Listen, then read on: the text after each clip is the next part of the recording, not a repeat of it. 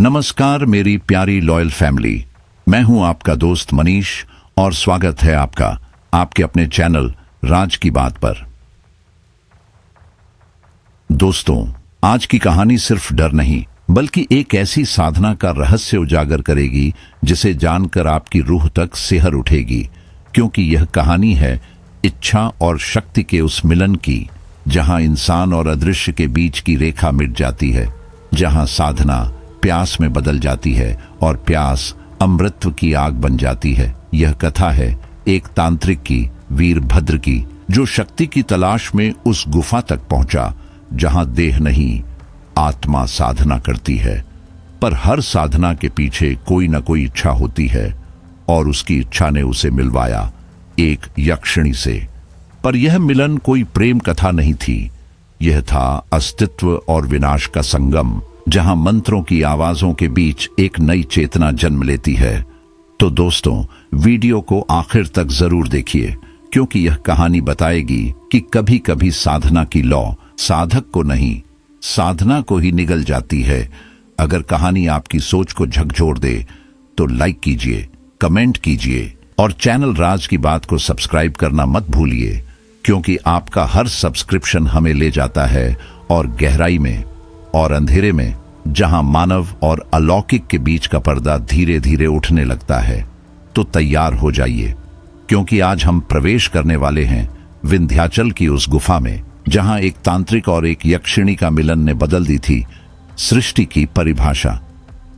चलिए शुरू करते हैं। आज की यह कहानी वीरभद्र और एक दिव्य यक्षिणी के उस मिलन की है, जो जितनी रहस्यमय है उतनी ही भयावह भी।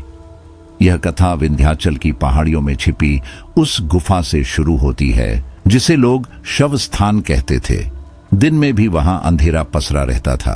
सूर्य की किरणें गुफा के मुहाने तक आती और वहीं लौट जाती, जैसे भीतर जाने की हिम्मत न कर पाती हों। दीवारें स्याह थीं, नमी से भीगी, और हर सांस के साथ राख और धुएं की गंध भीतर तक उतर जाती थी। उसी गंध, उसी नमी और उसी सन्नाटे के बीच वीरभद्र महीनों से साधना में बैठा था। उसकी देह पर राख की परत जम चुकी थी, बाल उलझकर कंधों से नीचे झूल रहे थे और उसकी आंखों में थकान और शांति दोनों एक साथ दिखाई देते थे। वह स्थिर था, जैसे पत्थर हो गया हो। केवल सांसों की धीमी चाल बता रही थी कि वह अब भी जीवित है। गुफा के बाहर घना जंगल था, कभी झिंगुरों की आवाजें गूंजती थीं, मगर अब वहां सन्नाटा था। कभी कभी हवा चलती तो राख उड़कर उसकी देह पर गिरती, पर उसे इसका कोई एहसास नहीं होता। वह समय से परे जा चुका था। दिन, रात, भोर, संध्या सब एक ही लंबी सांस में घुल गए थे। केवल एक चीज बाकी थी, उसका जप। वह जप दीवारों से टकराता, गूंजता और फिर उसी पर लौट आता। लेकिन कभी कभी उस जप के बीच कोई और आवाज भी सुनाई देती, एक स्त्री की, धीमी, मुलायम, जैसे कोई गहरी नींद से जागते हुए हंस पड़ी हो। वीरभद्र की पलकें हर बार खुल जाती, पर सामने सिर्फ दीवारें होती, ठंडी, सूखी और राख से ढकी। एक रात जब दीपक की लौ कांप रही थी और हवा में धूप की महक घुल रही थी, उसने अपने सामने बने यंत्र पर ध्यान केंद्रित किया। वह यंत्र उसने खुद बनाया था, मिट्टी, राख और अपने ही रक्त से। उसकी रेखाएं किसी सर्प की तरह मुड़ती लहराती थीं और बीच में एक छोटा बिंदु था जहां वह हर रात रक्त अर्पित करता। उस रात जब उसने रक्त टपकाया तो लगा जैसे यंत्र की रेखाएं हल्के हल्के हिल रही हों। उसने आंखें मल कर देखा, शायद भ्रम था, उसने सोचा। लेकिन जैसे जैसे उसने मंत्र दोहराया, रेखाएं एक आकार लेने लगी। एक चेहरा, स्त्री का चेहरा, धुंधला लेकिन सजीव। वीरभद्र का गला सूख गया। उसने पलकें बंद की, पर जब खोली तो चेहरा गायब था। केवल यंत्र बचा था और उसकी सतह पर ताजा रक्त चमक रहा था। हवा में अब धूप और सड़े फूलों की गंध फैल गई थी। गुफा की दीवारों से टपकता पानी अचानक थम गया। ऐसा लगा मानो पूरा जंगल अपनी सांस रोककर सुन रहा हो। दीपक की लौ अब छोटी होकर नीली पड़ गई थी। वीरभद्र ने गहरी सांस ली, पर भीतर कोई अजीब कंपन उठ रहा था। उसकी छाती तेजी से उठने लगी, सांसें अनियंत्रित। उसे महसूस हुआ कि कोई उसके बहुत पास खड़ा है, इतनी पास कि उसकी त्वचा पर किसी की ठंडी सांस फिसल गई। उसने आंखें खोली, सामने कोई नहीं था, लेकिन उसके कंधे पर किसी के हाथ का हल्का स्पर्श अब भी था। उसने धीरे धीरे उस दिशा में देखा जहां से हवा आ रही थी।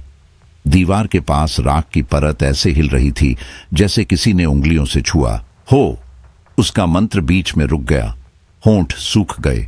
उसने खुद को स्थिर रखने की कोशिश की, पर तभी गुफा के भीतर से, बहुत भीतर से एक आह उठी, धीमी, लंबी और अस्वाभाविक।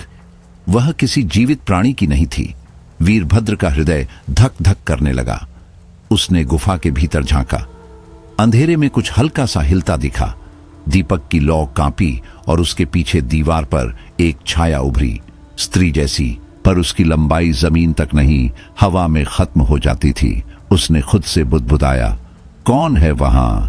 एक पल के लिए सन्नाटा छा गया। फिर वही स्त्री स्वर, मानो किसी ने गहरी नींद में मुस्कुराते हुए कहा हो, तुमने पुकारा था वीरभद्र, मैं आ गई हूं। उसके भीतर की हवा रुक गई। दीपक की नीली लौ अब पूरी तरह स्थिर थी, जैसे किसी ने समय थाम लिया हो। फिर भी उस सन्नाटे में एक अजीब सी राहत थी, जैसे किसी ने वर्षों बाद पहली बार सांस ली हो। उस रात वीरभद्र की आंखों में नींद नहीं आई। गुफा की दीवारें उसे देखती लग रही थीं। राख अब सिर्फ राख नहीं रही थी, उसमें आकृतियां उभर रही थीं। किसी का चेहरा, किसी का हाथ, किसी की आंखें। वह खुद को समझाता रहा कि यह उसका भ्रम है, लेकिन जब उसने थोड़ा और ध्यान से देखा तो उसे लगा वे आकृतियां उसी को देख रही हैं, जैसे कोई बहुत पुराने समय से उसे पहचानता हो। उसने दीपक के पास रखा लोहे का पात्र उठाया और यंत्र पर थोड़ा जल छिड़का। राख उड़कर चारों ओर फैल गई और हवा में गंध और तीव्र हो गई।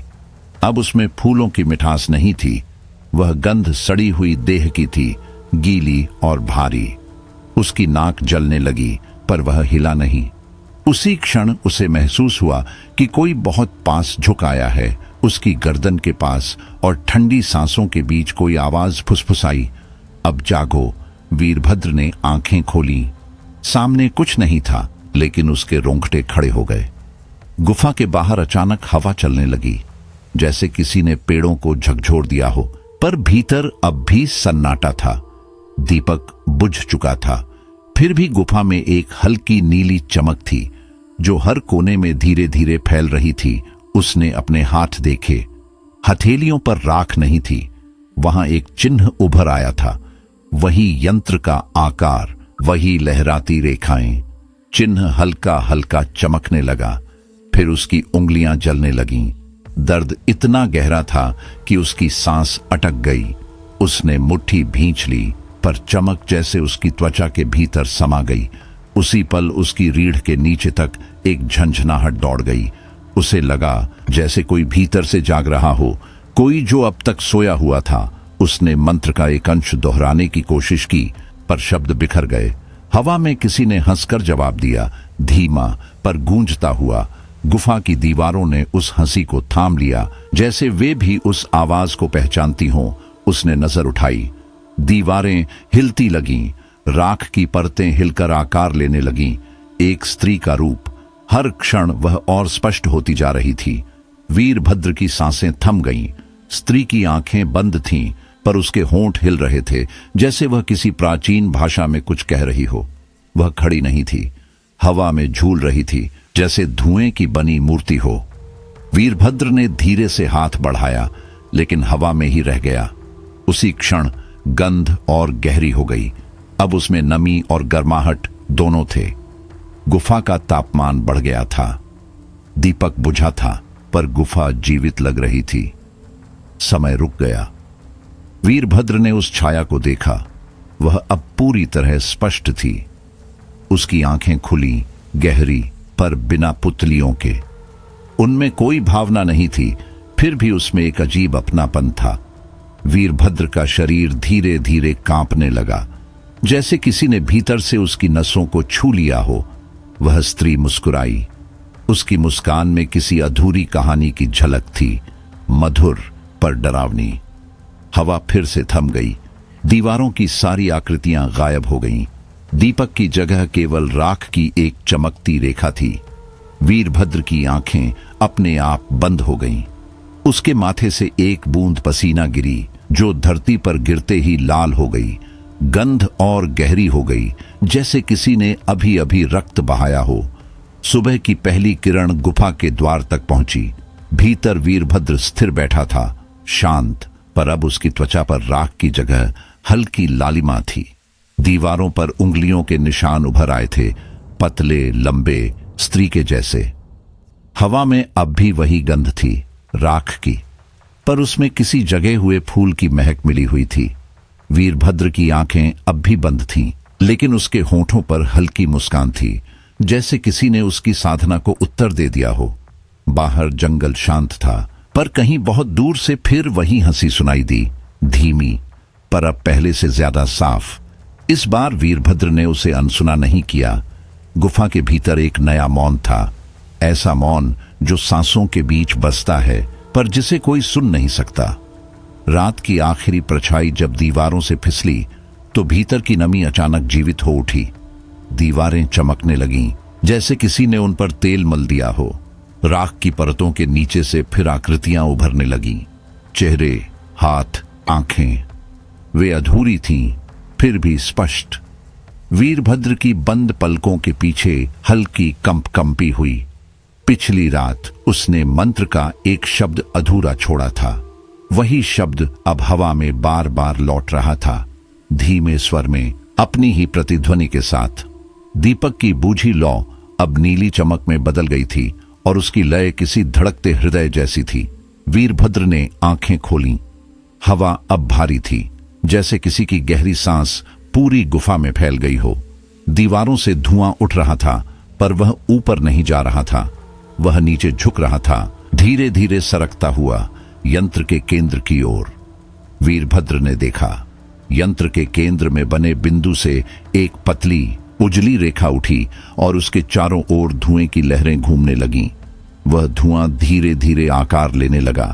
पहले बस धुंध थी, फिर धुंध में एक हल्की रेखा उभरी, और फिर एक चेहरा, वही चेहरा जिसे उसने पिछली रात राख में देखा था।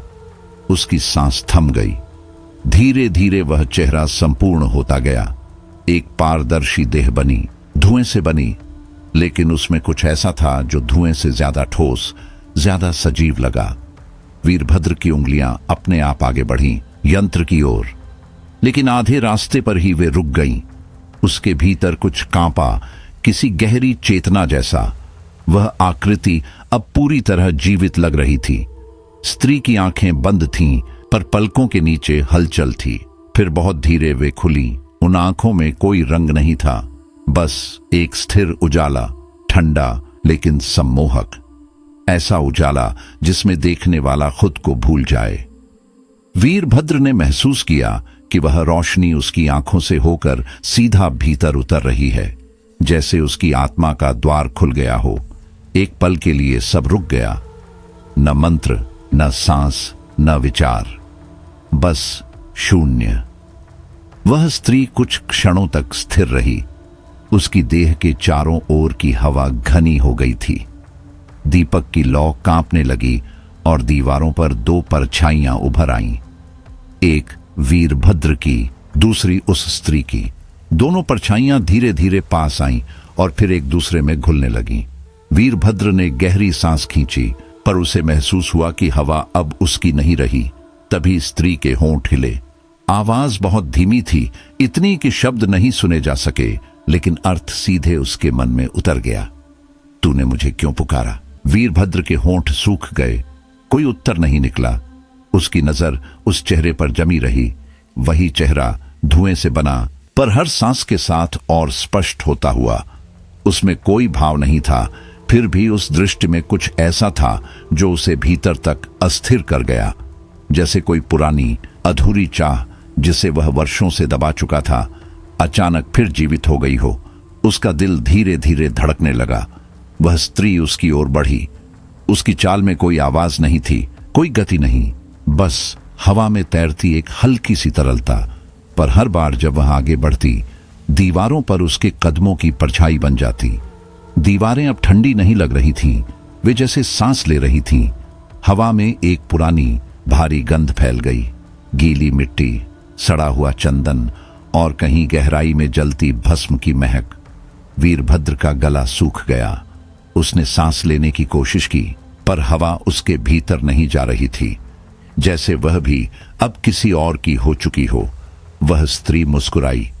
उसकी मुस्कान में मिठास नहीं थी, वह शांत, जानने वाली और असहज करने वाली थी। जैसे वह वीरभद्र के भीतर सब कुछ देख सकती हो, उसका भय, उसकी इच्छा, उसकी कमजोरी। वीरभद्र ने खुद को संभालने की कोशिश की। उसने मंत्र का अधूरा अंश दोहराया। आवाज कांपती हुई निकली, पर जैसे ही उसने कहा, गुफा की दीवारों पर लकीरें चमक उठी। नीली रोशनी उनमें दौड़ गई। स्त्री की आंखें गहरी हो गईं और एक क्षण के लिए उनमें हल्की रोशनी झिलमिलाई। उसने सिर थोड़ा झुकाया, जैसे वह उस मंत्र को पहचानती हो। फिर वह बोली, धीरे, बिना उतार चढ़ाव के, पर अजीब समरसता के साथ। मंत्र अधूरा था, पर पुकार पूर्ण थी। वीरभद्र का गला सूख गया। उसने कोई उत्तर नहीं दिया। उसके भीतर अब शांति नहीं थी, बल्कि कोई हल्की हलचल, कोई पुराना विचार सतह पर तैर रहा था, जिसे वह पकड़ नहीं पा रहा था। स्त्री यंत्र के ऊपर झुक गई। उसके साथ धुएं की लहरें भी झुक गईं। उसके बाल हवा में तैर रहे थे, लंबे, काले और हर लहर के साथ रूप बदलते हुए। फिर उसने कहा, इस यंत्र में रक्त तो तेरा है, पर आह किसी और की। वीरभद्र ने पहली बार अपनी आवाज में दृढ़ता लाई। मैंने किसी को नहीं पुकारा, उसने कहा। स्त्री मुस्कुराई।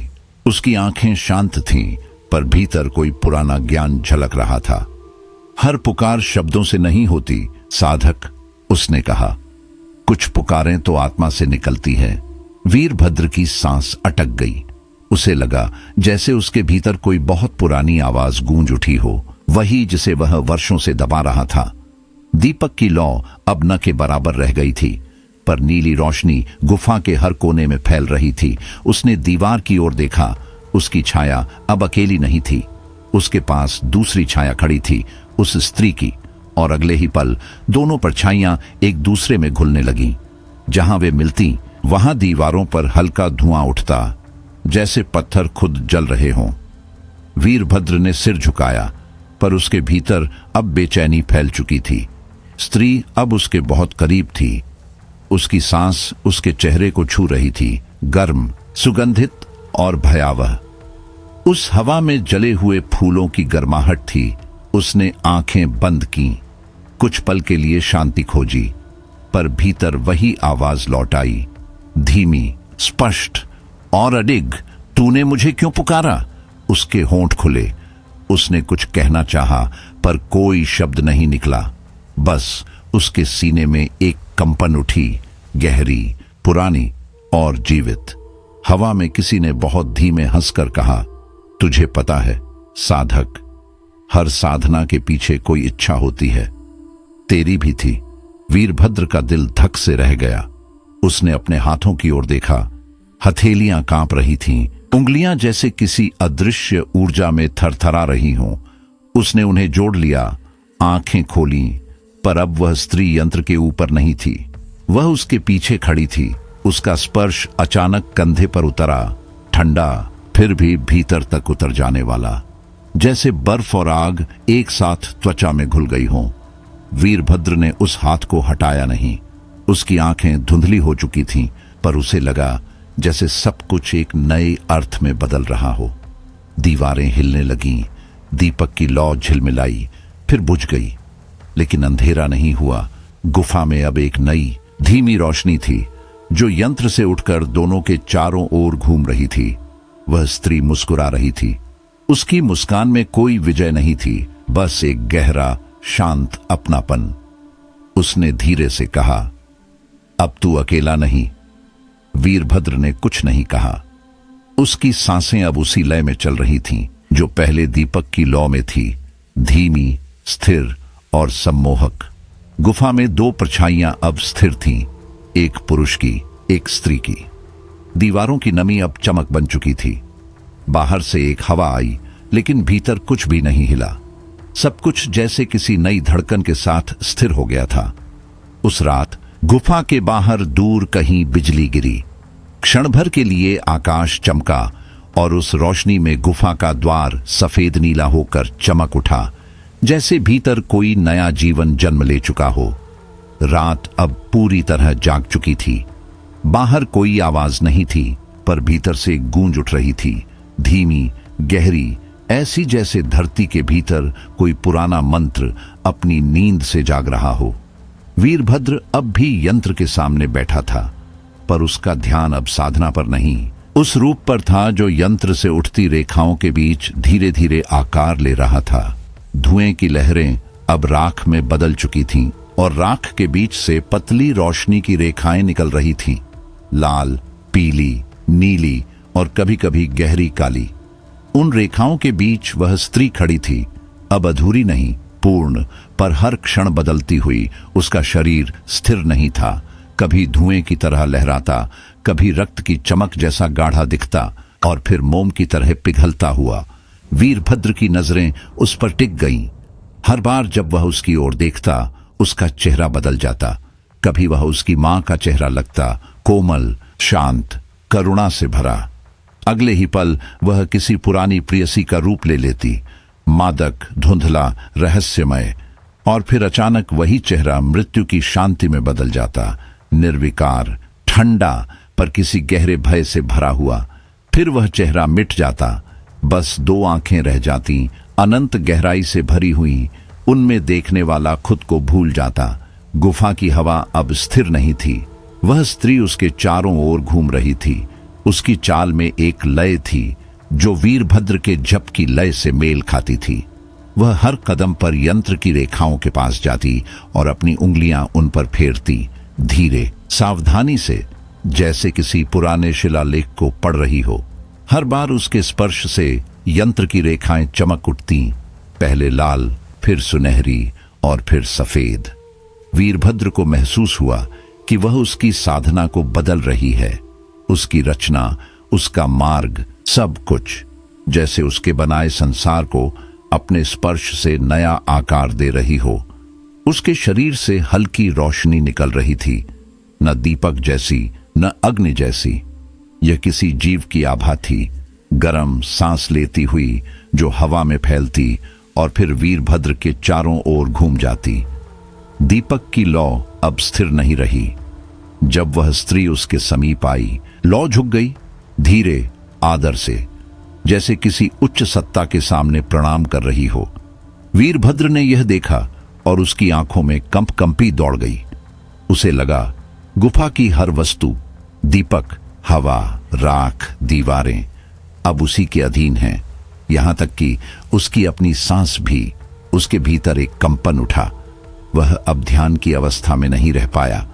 उसकी आंखें खुली और एक पल को उसे लगा जैसे वह स्त्री उसकी आत्मा के भीतर झांक रही हो। उसकी आंखों में कोई भावना नहीं थी, पर उनमें एक आदेश छिपा था, गंभीर, अटल। वीरभद्र ने महसूस किया कि उसका हृदय अब उसके नियंत्रण में नहीं रहा। उसके होंठों से अधूरा मंत्र लौट आया, पर उसकी आवाज अब उसकी नहीं थी। वह केवल देखता रहा, उस स्त्री की मुस्कान जो अब बहुत धीरे उसके अपने होंठों पर उतर रही थी। गुफा का ताप अचानक बढ़ गया। दीवारों से नमी गायब होने लगी। हवा में राख तैरने लगी, हल्की, चमकती हुई, जैसे किसी ने आग में फूंक मारकर उसे उड़ा दिया हो। वह स्त्री अब यंत्र के ऊपर खड़ी थी। उसकी आंखें पूरी तरह लाल थीं, गहरी, जलती हुई। उसने बहुत धीरे कहा, अब साधना नहीं, सौदा होगा। उसके शब्द हवा में तैरते हुए नहीं गए, वे गुफा की दीवारों में समा गए, धीरे, जलते हुए, जैसे आग पत्थर में उतर रही हो।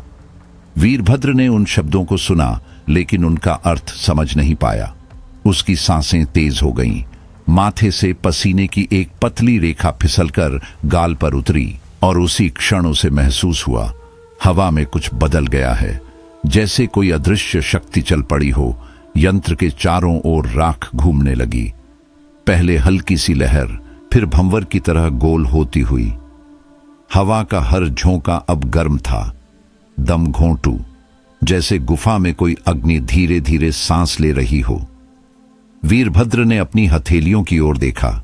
वे जल रही थीं, पर उसमें दर्द नहीं था, सिर्फ एक अजीब, मदहोश करने वाला आनंद। ऐसा जैसे उसके भीतर कोई नया तत्व जाग उठा हो, कोई सुप्त शक्ति जो वर्षों से प्रतीक्षा कर रही थी। वह स्त्री आगे बढ़ी। उसकी उंगलियों से लाल रोशनी की एक पतली रेखा निकली और सीधे वीरभद्र के सीने पर उतर गई। उसने अपनी उंगलियों से उस रेखा को पूरा किया, वही चिन्ह जो यंत्र के केंद्र में था। वीरभद्र की सांस थम गई। उसके भीतर से एक गहरी गूंज उठी, जैसे किसी टूटे बांध से जल फूट पड़ा हो। गुफा की दीवारों से टपकता जल अब भाप बन चुका था। दीपक बुझ गया, पर अंधेरा नहीं हुआ। यंत्र से उठती रेखाएं अब आग बन चुकी थीं, धीमी, सजीव और सुनहरी। उस अग्नि के बीच वह स्त्री खड़ी थी। उसकी देह पर कोई असर नहीं था।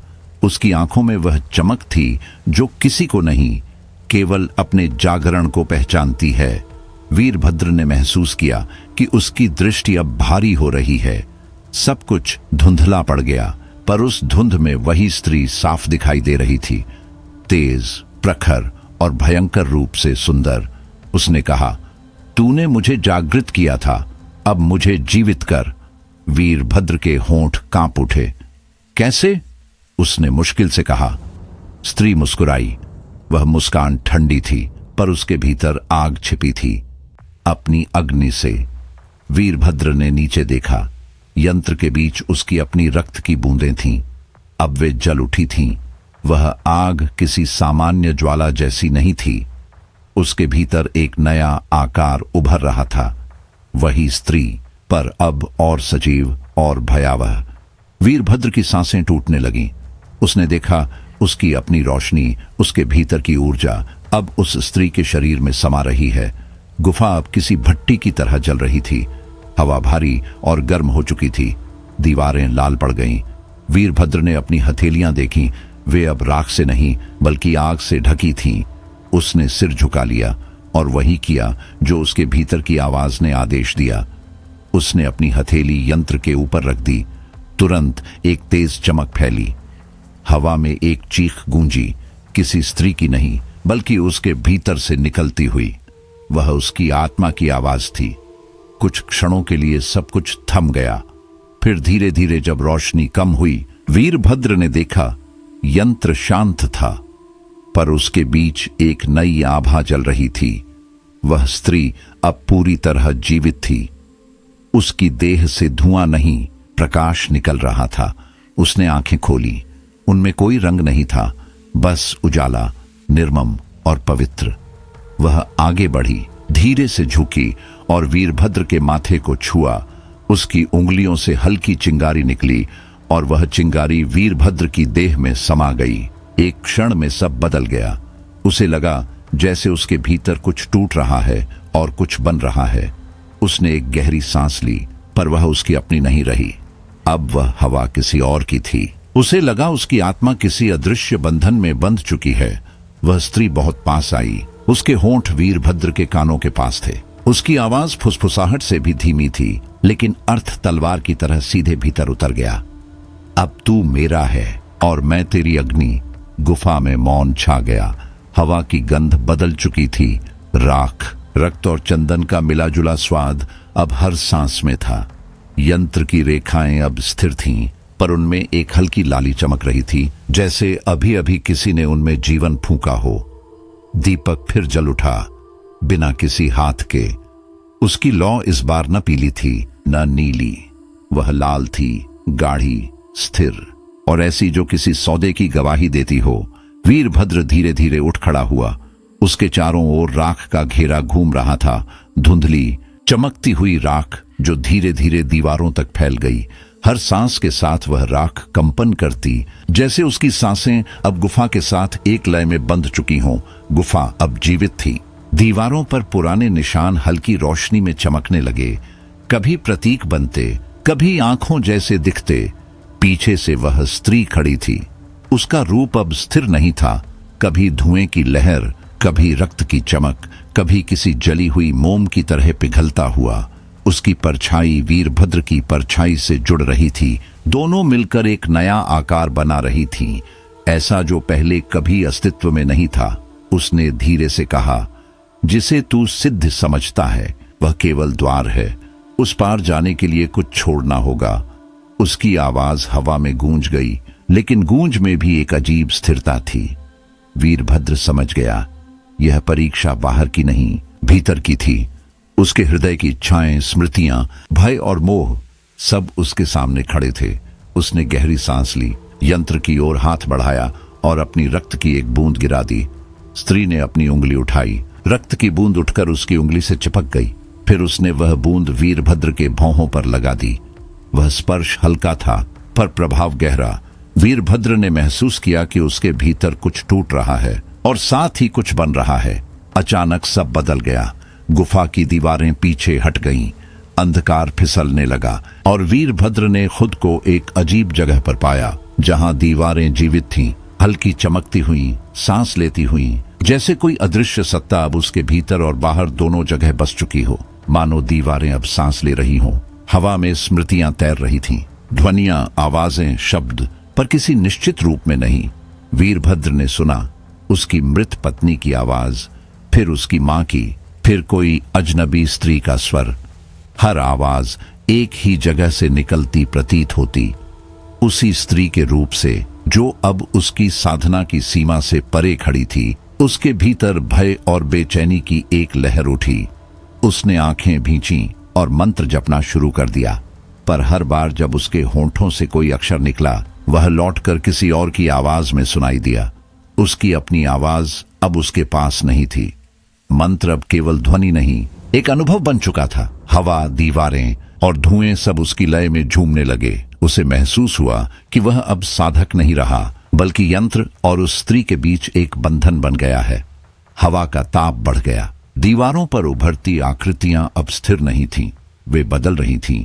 उसकी स्मृतियों, अधूरी भावनाओं और दबे हुए इच्छाओं को उकेरती हुई।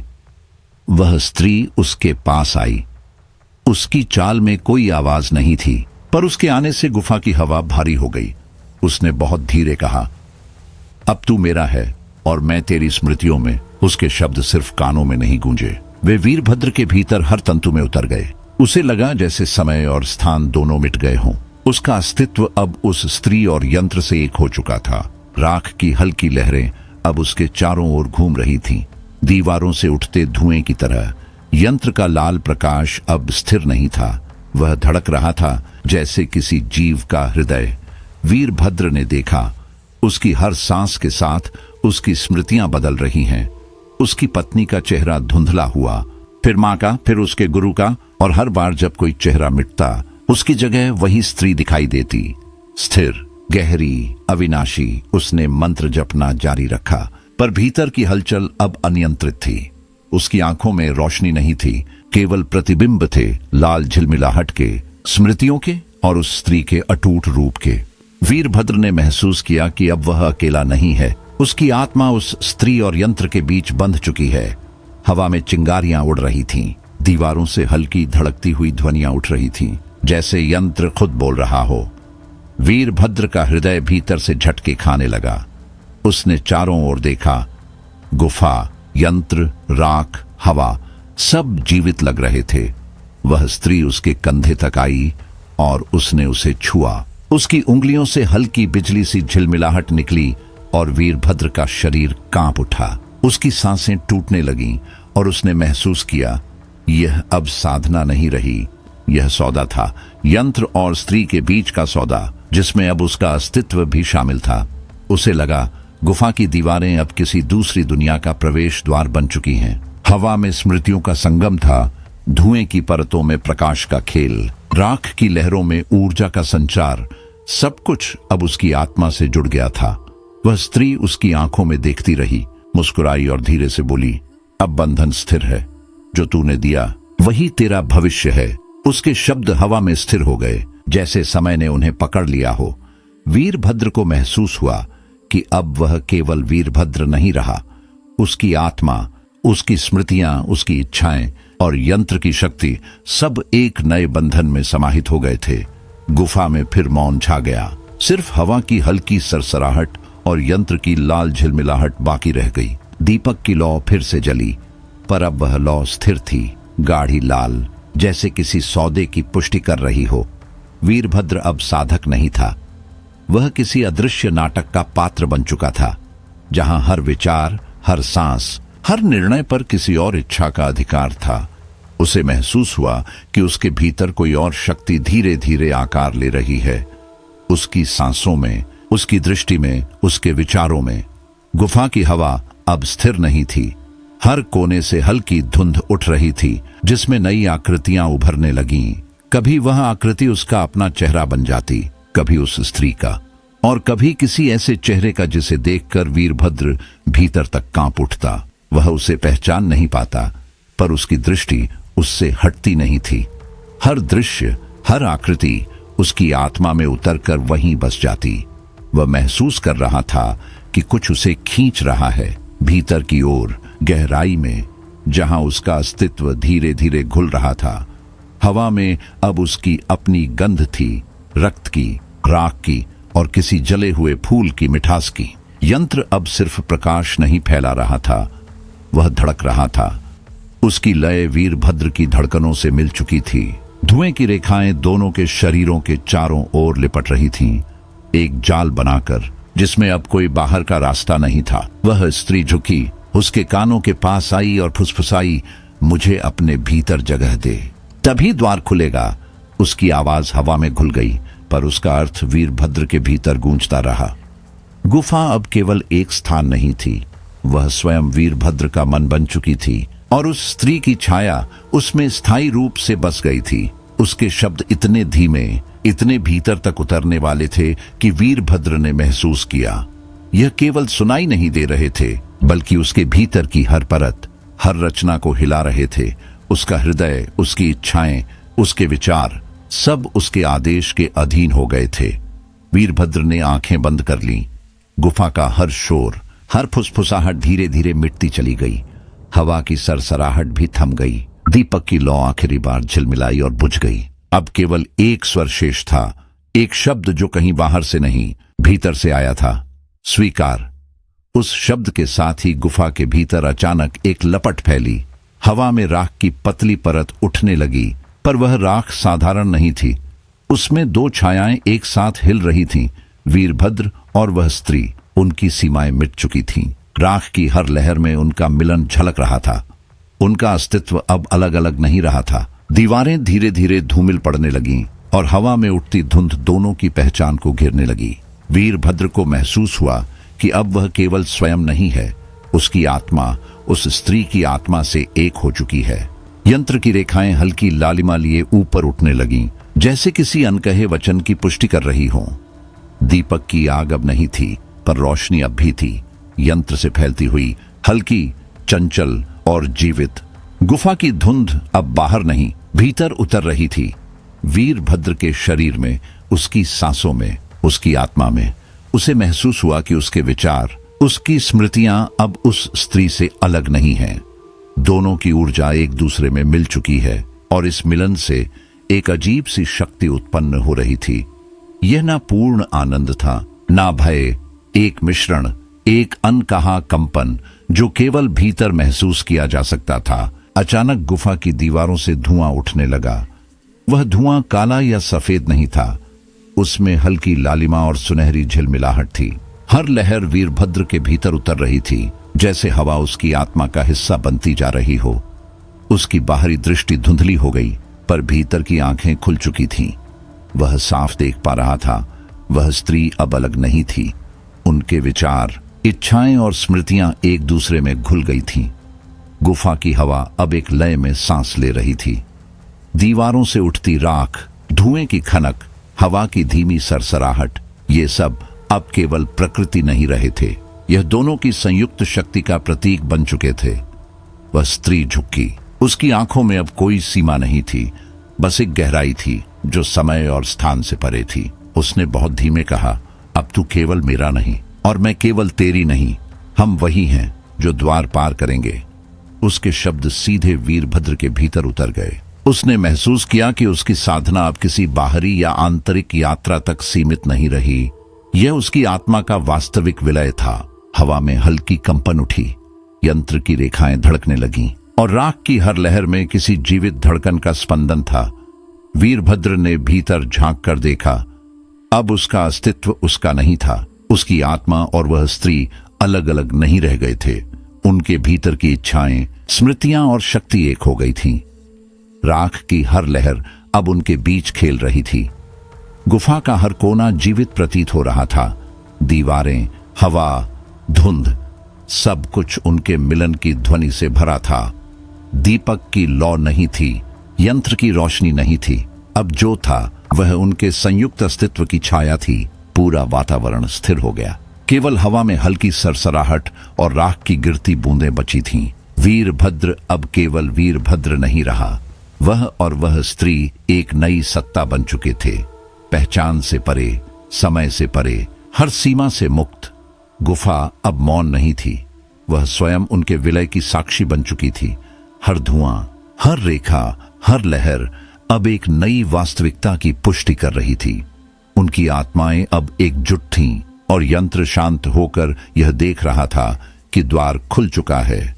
वीरभद्र ने गहरी सांस ली, पर वह सांस अब उसकी अपनी नहीं थी। उसकी हर धड़कन, हर विचार, हर स्पर्श अब उस स्त्री में समा गया था। गुफा में अब दो नहीं, एक अद्वितीय शक्ति विद्यमान थी। विलय की शक्ति जो समझ से परे थी, जिसे केवल भीतर से महसूस किया जा सकता था। गुफा अब पहले जैसी शांति का स्थान नहीं रही। हवा में हर पल एक नई धड़कन की गूंज थी, मानो किसी और जीवन ने उसमें सांस ले ली हो। वीरभद्र महसूस कर सकता था कि हर सांस, हर हलचल उसके भीतर उतर रही है और उसकी ऊर्जा को खींच रही है।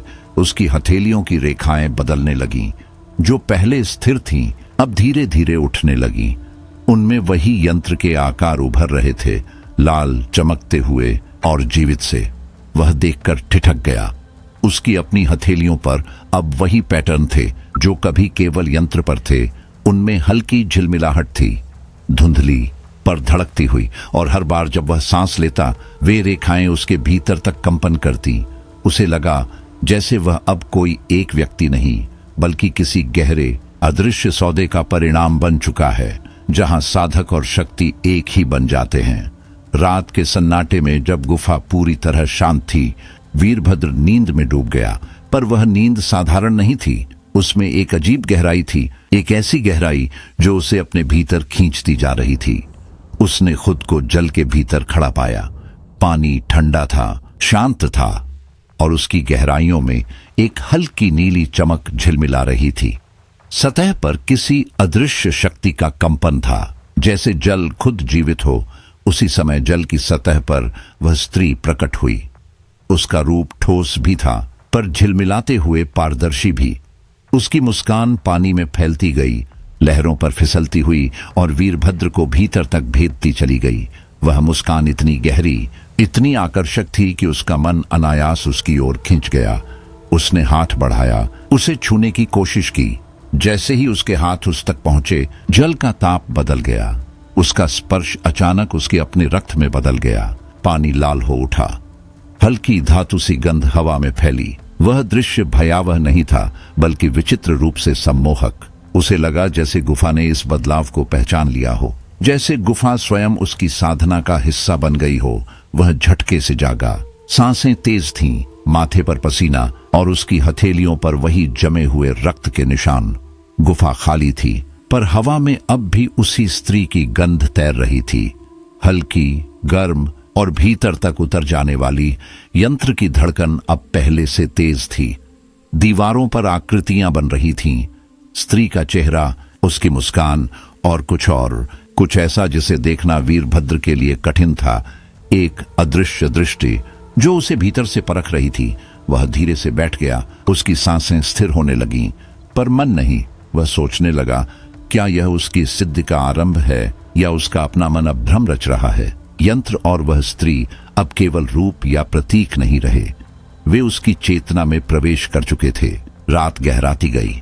गुफा के हर कोने में धुंध थी। लालिमालिय दीवारें हल्की चमक रही थीं। वीरभद्र की दृष्टि अब भीतर की गहराइयों में उतर रही थी, वहां जहां स्वप्न और वास्तविकता का अंतर मिट जाता है। वह यंत्र के सामने बैठा, पर इस बार उसकी आंखों में श्रद्धा नहीं थी। उसके भीतर एक नई बेचैनी जागी थी, आकर्षण की, लेकिन वह आकर्षण देह या इच्छा का नहीं था। यह उसकी आत्मा के भीतर की धड़कन थी, जो उसे स्त्री और यंत्र दोनों की ओर खींच रही थी। यंत्र की चमक अब उसके रक्त में उतर चुकी थी। उसकी हर धड़कन, हर श्वास उस लय में बह रही थी। वह अब साधक नहीं था, उसकी चेतना उस स्त्री के प्रभाव में विलीन हो रही थी। दीवारों पर आकृतियां बदलती रहीं, कभी उसकी अपनी, कभी उस स्त्री की, और कभी दोनों की परछाइयां एक साथ झूलती, एक लय में बहती हुई।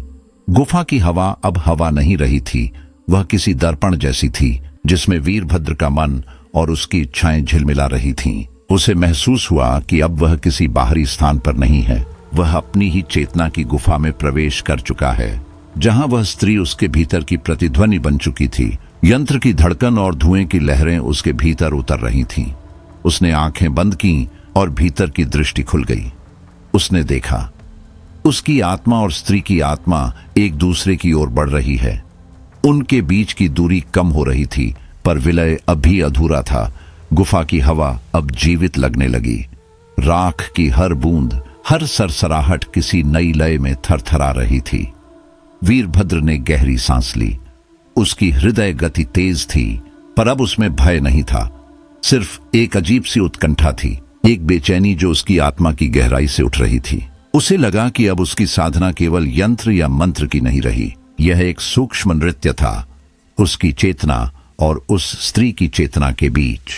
हर स्पंदन, हर रोशनी, हर धुंध उनकी एकता का हिस्सा बन चुका था। गुफा में अब दो नहीं, एक ही सत्ता विद्यमान थी, रक्त, स्वप्न और ऊर्जा का सम्मिलन। दीवारों पर झिलमिलाती आकृतियां अब मौन थीं, पर उनका मौन जीवित था, उस लय में जो यंत्र की धड़कन और वीरभद्र के हृदय की ताल से एक हो चुकी थी। रात और गहरी हो गई।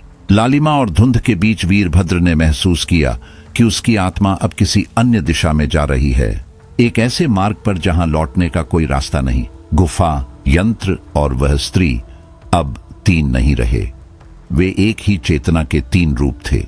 और उसी के बीच, गहरी सांसों के बीच, वीरभद्र ने जाना, अब उसकी यात्रा प्रारंभ नहीं, समाप्ति भी नहीं। यह किसी अनंत मिलन का मध्य बिंदु है, जहां सब कुछ एक साथ जन्म लेता है और मरता भी। यह मार्ग अब लौटने का नहीं था, यह केवल गहराई की ओर जाता था, उस अंधकार में जहां उसके और उस स्त्री के बीच अंतिम मिलन की प्रतीक्षा थी। गुफा अब केवल वीरभद्र की नहीं रही, वहां अब एक और स्वर बस चुका था, धीमा, गूंजता हुआ, जो धीरे धीरे उसकी चेतना में समा रहा था।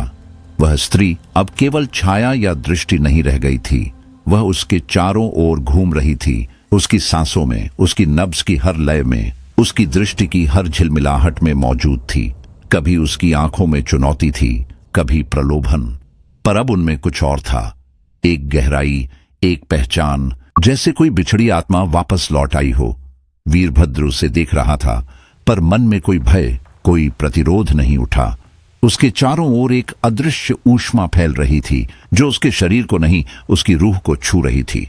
उसने धीमे से कहा, तूने मुझे बांधा नहीं, तूने मुझे जन्म दिया है। ये शब्द उसके भीतर गूंजे, जैसे किसी भूले हुए सत्य को जगाया जा रहा हो, जो उसकी चेतना के सबसे गहरे कोने में सोया पड़ा था। उसकी उपस्थिति अब बाहरी नहीं थी, वह उसके भीतर उतर चुकी थी, उसके हृदय और मस्तिष्क में हल्की कंपन पैदा करती हुई, जिसे वह अपनी देह की सीमाओं से परे महसूस कर रहा था। वह उसकी ओर बढ़ी।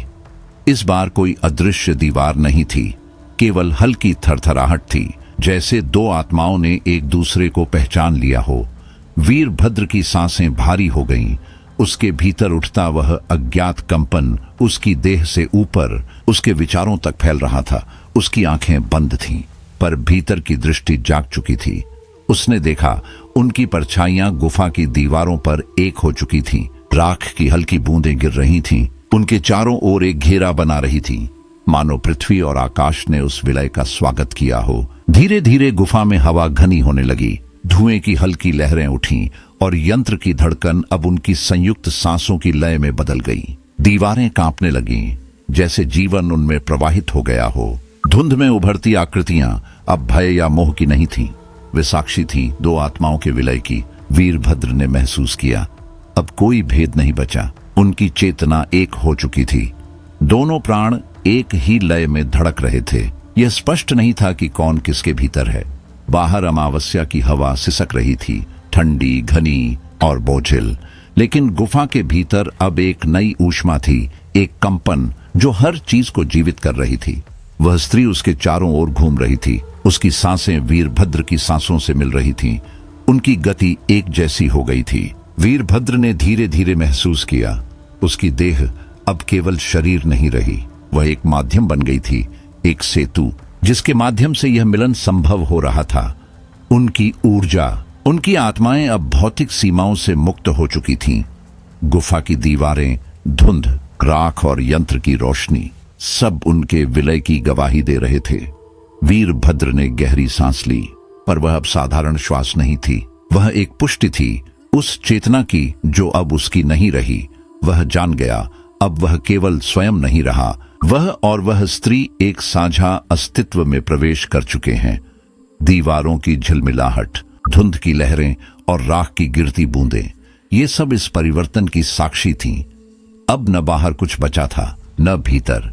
वास्तविकता और स्वप्न, स्त्री और साधक, सब एक ही तंतु में बंध चुके थे। गुफा में अब केवल दो प्राण नहीं थे, वह एक नई अदृश्य शक्ति का विलय बन चुकी थी। ऐसा मिलन जो किसी ने कभी देखा नहीं, केवल भीतर महसूस किया जा सकता था। बाहर का अंधकार अब स्थिर था, भीतर गुफा में धुंध और लालिमा धीरे धीरे एक दूसरे में घुल रही थीं। वीरभद्र अब केवल वीरभद्र नहीं रहा, उसकी चेतना, उसकी शक्ति, उसकी स्मृतियां सब उस स्त्री में समा गई थीं। और वह स्त्री भी अब केवल रूप नहीं रही, वह उसकी आत्मा का विस्तार बन गई थी। दीवारों पर राख के घेरे थे, धुंध की हल्की चमक तैर रही थी और यंत्र की धीमी धड़कन, वह अब किसी प्रार्थना जैसी नहीं, किसी सृजन जैसी लग रही थी। गुफा का हर पत्थर, हर सांस, हर रोशनी एक नए अस्तित्व का प्रतीक बन चुकी थी, जहां साधक और शक्ति अब एक ही नाम थे। और उस विलय के भीतर गुफा अब केवल एक स्थान नहीं रही थी, वह एक जीवित अनुभव, एक केंद्र बन चुकी थी, जहां चेतना खुद अपने स्वरूप को पहचानने लगी थी। अगली सुबह जब सूरज की किरणें पहाड़ों को छू रही थीं, तब भी उनका प्रकाश गुफा तक नहीं पहुंच पाया। भीतर केवल एक धुंधली उजास थी, नमी से भरी, ठंडी पर अजीब रूप से जीवित। हवा में कोई हरकत नहीं थी, फिर भी हर सांस में एक हल्का कंपन था, जैसे दीवारें सांस ले रही हों। वीरभद्र ध्यान में बैठा था, पर उसके होठों पर अब कोई मंत्र नहीं था। शब्द जैसे किसी ने उसके मन से धीरे धीरे मिटा दिए हों। उसके भीतर शांति थी, गहरी, स्थिर और रहस्यमय। उसकी स्मृतियां धीरे धीरे धुंधली हो रही थीं। वह भूल चुका था कि कब से वह यहां था, क्यों आया था और उसका उद्देश्य क्या था। अब उसकी चेतना में केवल उस स्त्री की उपस्थिति थी, उसकी दृष्टि, उसकी सांसें, उसकी आवाज। वह अब उसके भीतर बस चुकी थी। उसकी उपस्थिति किसी भार जैसी नहीं थी, वह हल्की थी पर सर्वव्यापी। वह स्त्री उसके पास आई, उसकी चाल में कोई आहट नहीं थी। उसने बहुत धीरे कहा, स्मृति बोझ है, छोड़ दे, तभी पार जा पाएगा।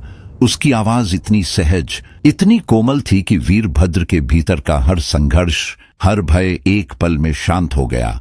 उसने कोई विरोध नहीं किया, बस आंखें बंद कर ली। धीरे धीरे वह अपने अतीत के चेहरों को खोने लगा। गुरु, माता पिता, साथी, मित्र सब मिटने लगे। हर स्मृति राख बनकर हवा में घुल गई। गुफा के भीतर अब धुंध थी और उस धुंध में वीरभद्र की खुद की परछाई भी बदल रही थी। अब दीवारें जीवित लगने लगीं, उनमें हल्की लहरें उठ रही थीं, जैसे कोई अदृश्य ऊर्जा उनमें प्रवाहित हो। उसकी अपनी आवाज अब दीवारों से लौटकर उसी तक आती थी, पर हर बार वह आवाज उसकी नहीं, उस स्त्री की लगती थी। यंत्र की रेखाएं बदल चुकी थीं। पहले जहां किसी देवी या शक्ति का प्रतीक दिखाई देता था, अब उनमें वीरभद्र का चेहरा उभर आया था। आंखें बंद थीं, पर उनमें जीवन की धड़कन थी। वह समझ गया, अब कोई बाहरी शक्ति नहीं रही, उसकी ही अंतरात्मा किसी दूसरे माध्यम से कार्य कर रही थी। गुफा, यंत्र और वह स्त्री ऑल एक ही चेतना का विस्तार बन चुके थे। उसके भीतर हल्की कंपन उठ रही थी, पर वह भय का नहीं था। वह किसी अदृश्य शांति का संकेत था, एक ऐसी शांति जिसमें किसी प्रश्न की जरूरत नहीं थी। वीरभद्र ने महसूस किया, अब वह स्वयं में सीमित नहीं रहा। उसकी चेतना और उस स्त्री की चेतना का मिलन उसे उस स्थान का हिस्सा बना चुका था। अब जो ऊर्जा उसके भीतर उठती थी वह उसकी नहीं थी, वह एक साझा लय थी जो उसके और गुफा के बीच बह रही थी। उसे यह स्थिति अजीब नहीं लगी, वह डर नहीं रहा था। यह अनुभव उसे मधुर और आकर्षक लग रहा था, जैसे कोई अज्ञात संगीत उसकी नसों में बज रहा हो। गुफा की दीवारें, हवा में तैरती धुंध, राख की हर हल्की बूंद अब सब उसे छू रही थीं, उसके भीतर उतर रही थीं। हर चीज का अर्थ अब भौतिक नहीं, अनुभवात्मक था। वह समझ गया, यह गुफा अब उसकी नहीं रही, यह चेतना का केंद्र बन चुकी है। यहां हर लहर, हर गंध, हर सरसराहट अब उसकी और उस स्त्री की साझा आत्मा का अंश थी। उसने गहरी सांस ली। उस सांस में गंध थी, राख की, धूप की और किसी प्राचीन जीवन की। उसे महसूस हुआ कि उसकी आत्मा अब अकेली नहीं रही, वह उस स्त्री की ऊर्जा में बह रही थी, जैसे दो नदियां मिलकर सागर में विलीन हो गई हों। अब न लक्ष्य था न यात्रा, सब कुछ एक केंद्र पर आकर ठहर गया था, जहां साधक और साध्य, विलय और शांति सब एक ही बन गए थे। गुफा में हर कोने में वह कंपन महसूस हो रहा था। धुंध की लहरें जैसे उस ऊर्जा को फैलाती जा रही थीं। अब गुफा एक स्थान नहीं, एक जीवित अनुभव, एक चेतना, एक साझा अस्तित्व बन गई थी। रात गहराई, बाहर अंधकार स्थिर था, पर भीतर गुफा में हल्की ऊष्मा थी। यंत्र की धीमी रोशनी अब धड़क रही थी, कभी लाल, कभी सुनहरी। धुंध हवा में तैर रही थी और वीरभद्र ने आंखें बंद कर लीं। अब उसे पता था, उसकी स्मृति का खो जाना अंत नहीं था, वह आरंभ था। अब वह अपने भीतर उठती हर ऊर्जा, हर लहर को स्वीकार कर रहा था। उसकी चेतना और उस स्त्री की शक्ति अब एक ही लय में सांस ले रही थीं। गुफा में एक नई शांति फैल गई और उस मौन के भीतर, जहां कोई शब्द नहीं था, वहीं वीरभद्र ने पहली बार वास्तव में सुना अपना और उस स्त्री का एक ही स्वर, जो एक होकर गूंज रहा था। वह जान चुका था, विलय पूर्ण हो चुका है। उसकी सांसें अब स्थिर थीं, पर उसके भीतर उठती हल्की कंपन और ऊर्जा का प्रवाह गुफा के हर कोने में फैल रहा था। गुफा अब केवल एक भौतिक स्थान नहीं रही, वह विलय और साझा चेतना का केंद्र बन चुकी थी। अमावस्या की रात और भी गहरी थी। बाहर के जंगल में बिजली की झलकें बीच बीच में आकाश को चीरती, पर जैसे ही कोई प्रकाश गुफा की ओर बढ़ता, वह भीतर पहुंचने से पहले ही बुझ जाता। गुफा के प्रवेश द्वार पर रखे दिए स्वयं ही बुझ गए। भीतर धुंध की एक घनी परत फैल गई थी, गाढ़ी, ठंडी और जीवित। हर सांस में किसी अदृश्य शक्ति का स्पर्श था, जैसे हवा खुद उसकी आत्मा को छू रही हो। वीरभद्र ने आंखें खोली। उसके सामने वह स्त्री खड़ी थी। अब वह केवल धुएं की आकृति नहीं रही, उसका रूप पूर्ण था, मांस, रक्त और त्वचा से बना, वास्तविक और सजीव। उसकी आंखें गहरी थीं, स्थिर और पारदर्शी, जिनमें कोई छल नहीं था। अब उनमें एक अनोखा अपनापन था, एक पहचान जो शब्दों में नहीं, अनुभव में थी। वह धीरे धीरे उसकी ओर बढ़ी। हर कदम के साथ गुफा में एक हल्की धड़कन उठी। उसकी उंगलियां वीरभद्र के माथे पर ठहरी। वह स्पर्श इतना तीव्र था कि गुफा की दीवारों से राख झरने लगी, धीरे, शांत, जैसे भस्म किसी पुराने कर्म को मिटा रही हो। पर वह जलन नहीं थी, वह किसी प्राचीन शक्ति का संकेत थी, किसी ऐसी चेतना का जो समय से परे थी। उसने कहा, अब कोई अलग नहीं, तू मैं है और मैं तू। उसके शब्द हवा में नहीं गूंजे, वे सीधे वीरभद्र के भीतर उतर गए। उसका हृदय रुक गया, पर उसी रुकावट में उसने जीवन की सबसे गहरी सांस ली। उसे महसूस हुआ कि उसका स्वयं मिटता जा रहा है। भीतर प्रकाश और अंधकार अब दो नहीं रहे, वे एक ही धारा में बह रहे थे। एक दूसरे में घुलते हुए स्पर्श वास्तविक नहीं था, पर प्रभाव उतना ही सशक्त था जितना किसी जन्म की अनुभूति। गुफा अब धड़क रही थी। हर दीवार, हर पत्थर, हर कोना जीवित हो गया था। ऐसा लग रहा था जैसे पृथ्वी स्वयं सांस ले रही हो और उसी लय में वीरभद्र और वह स्त्री एक हो रहे हों। दीवारों से झड़ती राख अब भस्म नहीं थी, उसमें मृत देहों की शांति थी। एक ऐसी निस्तब्धता जो हर प्रतिरोध को समाप्त कर देती है। वीरभद्र ने अपनी आंतरिक चेतना को महसूस किया। उसका अस्तित्व अब शरीर तक सीमित नहीं था। उसकी और उस स्त्री की ऊर्जा, उनके विचार, उनकी परछाइयां सब एक लय में समा गए थे। गुफा अब साक्षी थी। हर पत्थर, हर गंध, हर ध्वनि उस विलय की गवाही दे रही थी। हवा में सरसराहट थी, पर वह किसी बाहरी हलचल की नहीं, वह उनकी साझा चेतना की थी। वीरभद्र ने महसूस किया कि अब वह अकेला नहीं था। उसकी चेतना और उस स्त्री की चेतना अब पूरी तरह एक दूसरे में घुल चुकी थी। उसका अतीत, उसकी साधना, उसकी स्मृतियां सब इस विलय में समा गए थे। अब कुछ भी व्यक्तिगत नहीं था, सब साझा था। गुफा अब स्थान नहीं रही, वह एक जीवित केंद्र थी। अनुभव, चेतना और नई शक्ति का स्रोत। जब सब शांत हुआ, वीरभद्र अकेला प्रतीत हुआ। वह गुफा के मध्य बैठा था। उसकी आंखें बंद थीं, पर उसके पीछे दीवार पर दो परछाइयां अब भी एक दूसरे में लिपटी थीं। यह कोई साधारण छाया नहीं थी, वह उनके मिलन की स्थायी छाप थी। वह सत्य जो अब मिट नहीं सकता था। गुफा में मौन छा गया, पर उस मौन में भी एक कंपन था, सूक्ष्म, जीवंत, जो बताता था कि उनकी चेतना और उनकी शक्ति अब हमेशा के लिए एक दूसरे में समा चुकी है। अब कोई भेद नहीं रहा, न भीतर न बाहर, न जीवित न अज्ञात। वीरभद्र और वह स्त्री अब एक ही धारा थे। अनंत, अविभाज्य। गुफा, राख, धुंध और वह हल्की लाल आभा सब इस मिलन के साक्ष्य थे। बाहर का अंधकार, हवा की हल्की सरसराहट और दीवारों पर लिपटी परछाइयां इस सत्य की पुष्टि कर रही थीं। यह स्थान अब केवल शक्ति नहीं, चेतना का केंद्र बन चुका है। वीरभद्र ने आंखें बंद की। उसके भीतर कोई भय नहीं था, कोई प्रश्न नहीं, केवल एक अज्ञात शांति, एक संतृप्त ऊष्मा जो उसकी हर सांस में, हर कंपन में समाई थी। वह जान चुका था, अब कोई अलग नहीं, यह विलय स्थायी था। यह गुफा उनका प्रमाणित मिलन बन चुकी थी। उसकी सांसें अब उसकी नहीं थीं। उसकी ऊर्जा, उसकी चेतना, उसकी आत्मा सब उस स्त्री में विलीन हो गई थी। गुफा की दीवारों पर दो परछाइयां अब भी एक दूसरे में लिपटी थीं, स्थिर, शांत और अनंत। और उसी मौन में राख की हल्की परतें हवा में तैरती रहीं, मानो किसी अनंत मिलन की अंतिम गवाही। अगली सुबह गुफा के भीतर एक ऐसी निस्तब्धता पसरी थी जो साधारण नहीं थी, मानो समय स्वयं थम गया हो और हवा अपनी गति भूल चुकी हो। हर चीज ठहरी हुई थी, फिर भी जीवित लग रही थी। गुफा की छत से हल्की धुंध नीचे उतर रही थी और उसके बीच वीरभद्र का शरीर स्थिर बैठा था।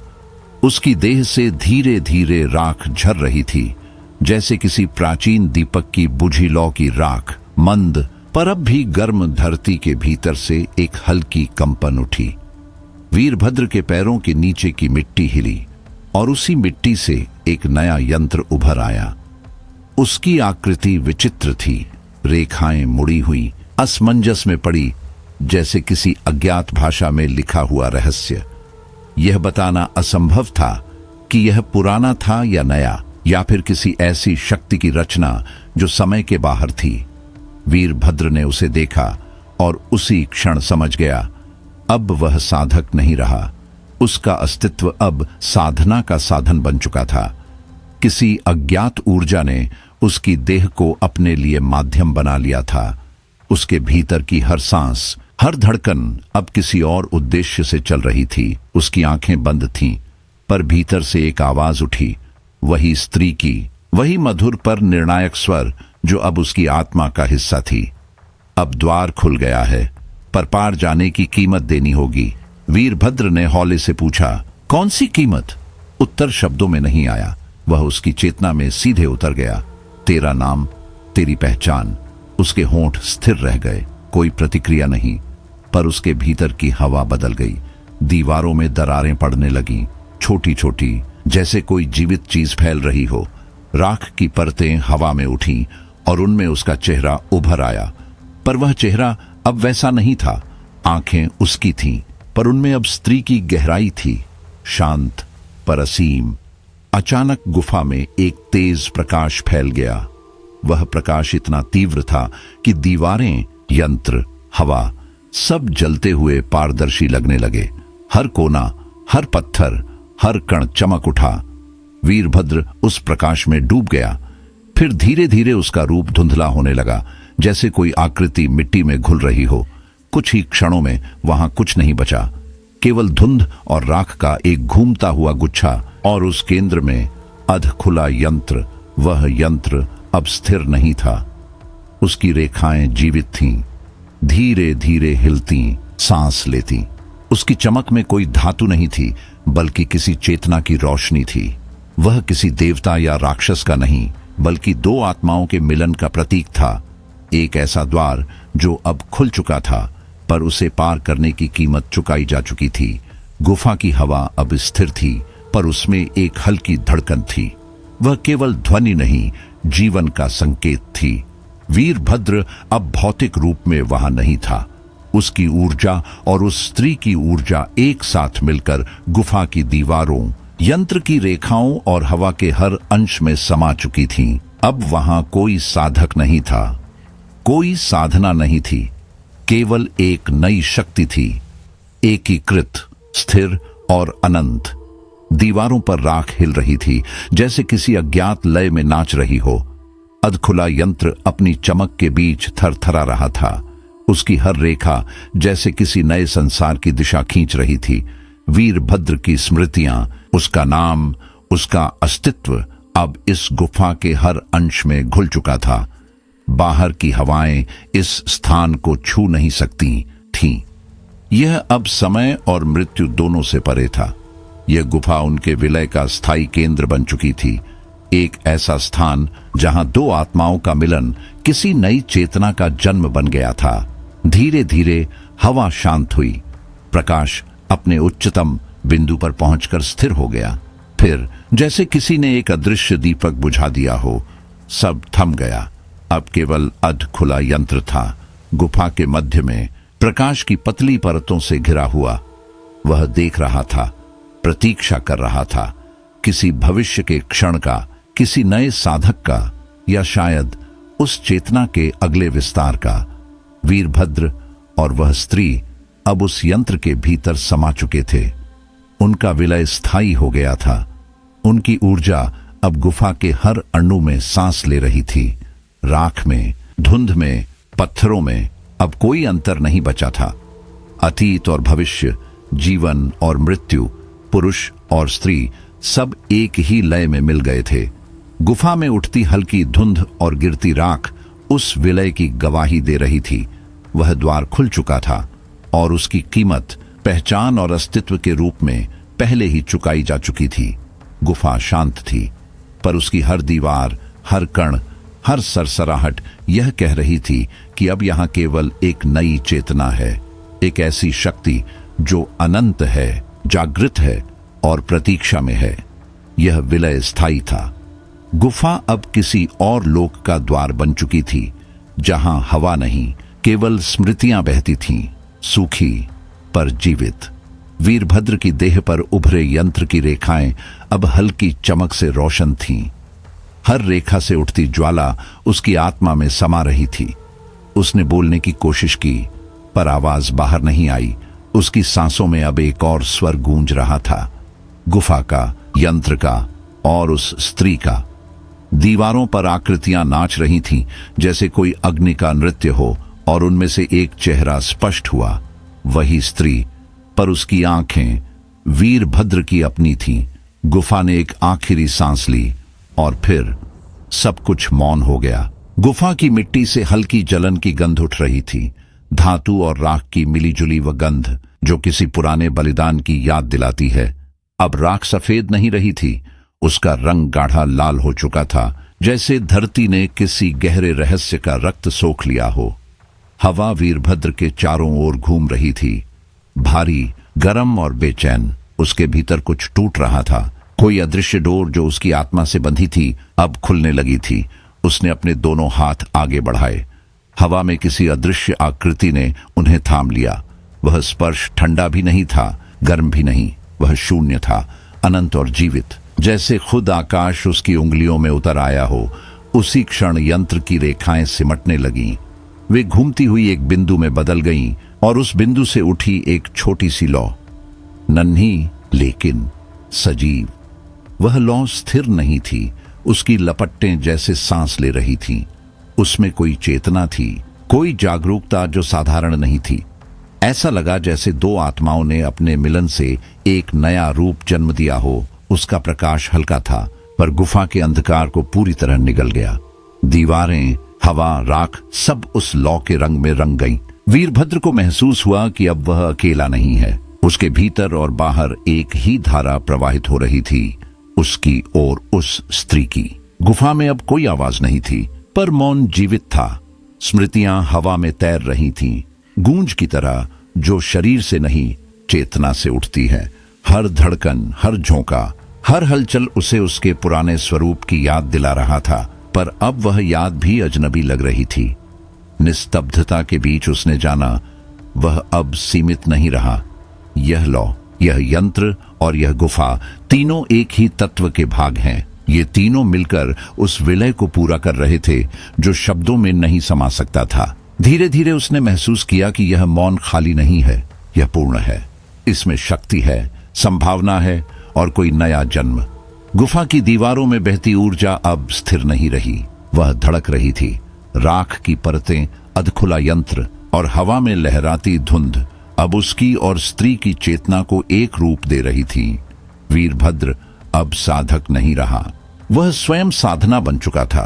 उसका शरीर माध्यम था, पर वास्तविकता उसकी आत्मा के उस हिस्से में थी जहां विचार और ऊर्जा एक दूसरे से अलग नहीं थे। नन्ही लौ अब स्थिर हो रही थी। उसकी चमक में हल्की कंपन थी जो किसी हृदय की धड़कन जैसी महसूस हो रही थी। वह कंपन ध्वनि नहीं थी, वह जीवन था। वीरभद्र ने आंखें बंद की। उसकी सांसों में एक नई लय थी जो गुफा की लहरों के साथ बह रही थी। गुफा की लाल राख, धुंध और लौ का प्रकाश सब मिलकर एक ही बात कह रहे थे, अब कोई मैं नहीं रहा, केवल हम हैं। एक विलयित चेतना, एक जागृत ऊर्जा। समय जैसे ठहर गया था। गुफा में कोई गति नहीं थी, पर भीतर का प्रवाह जारी था।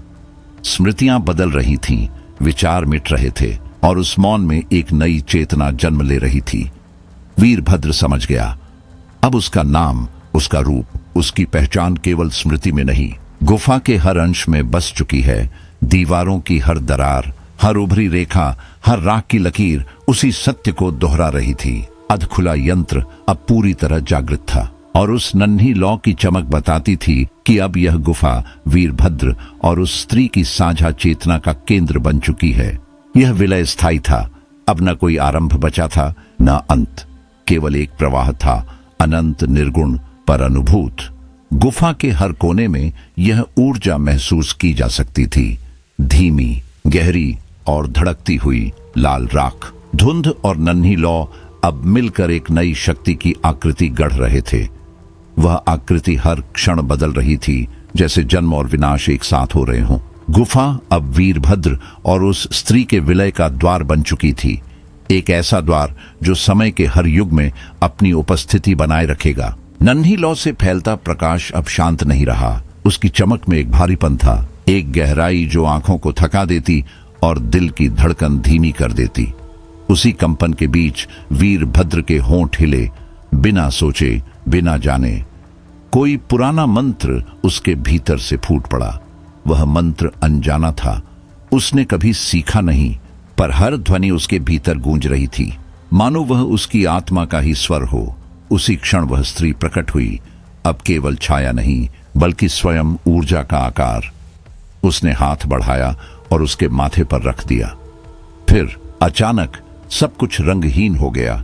गुफा, यंत्र, धुंध सब गायब। केवल एक सफेद शून्य बचा जहां समय और स्थान दोनों विलीन हो गए थे। वीरभद्र ने महसूस किया कि उसका शरीर अब केवल एक सीमा है। असली रूप तो विचार है, चेतना है, जो किसी अविनाशी धारा में बह रही है। उस धारा में उसने उसे देखा, वही स्त्री, वही मुस्कान, पर अब वे अलग नहीं थे। उनके विचार, उनकी भावनाएं, उनकी स्मृतियां सब एक दूसरे में विलीन हो चुकी थीं। धीरे धीरे राख हवा में घुली, फिर लौटकर उनके शरीरों में समा गई और उसी विलय से भीतर से एक नरम चमक फूट पड़ी, स्वर्णिम पर पारदर्शी। वह चमक अब केवल प्रकाश नहीं थी, वह अस्तित्व का रूपांतरण थी। गुफा की छत से टपकता जल अब लाल हो गया था, घना, गाढ़ा, रक्त जैसा।